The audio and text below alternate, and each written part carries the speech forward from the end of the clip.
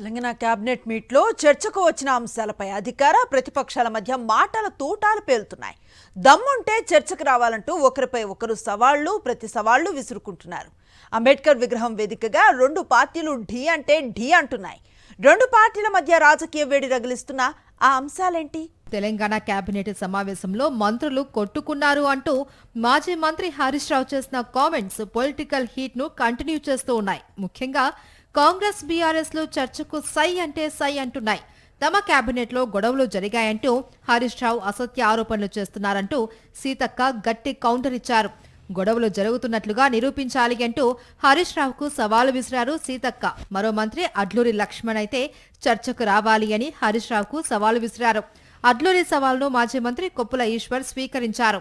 10 ఏళ్ల బీఆర్ఎస్ అభివృద్ధి, 20 నెలల కాంగ్రెస్ అభివృద్ధిపై చర్చకు రావాలి అన్నారు. నెక్లెస్ రోడ్లోని అంబేద్కర్ విగ్రహం వద్దకు రావాలి అని మంత్రి అడ్లూరికి సవాలు విసిరారు మాజీ మంత్రి కొప్పుల.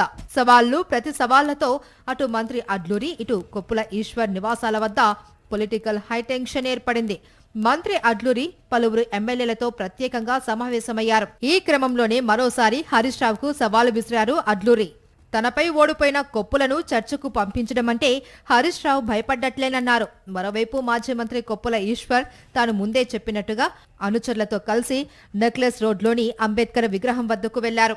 అయితే పరిస్థితి చేయి దాటిపోతోంది అని అప్రమత్తమైన పోలీసులు కొప్పుల ఈశ్వర్ను అదుపులోకి తీసుకున్నారు. మొత్తంగా జూబ్లీహిల్స్ ఉప ఎన్నిక నేపథ్యంలో మంత్రి అడ్లూరి, మాజీ మంత్రి కొప్పుల మధ్య మాటల తూటాలు రాజకీయ వేడిని మరింత పెంచాయి.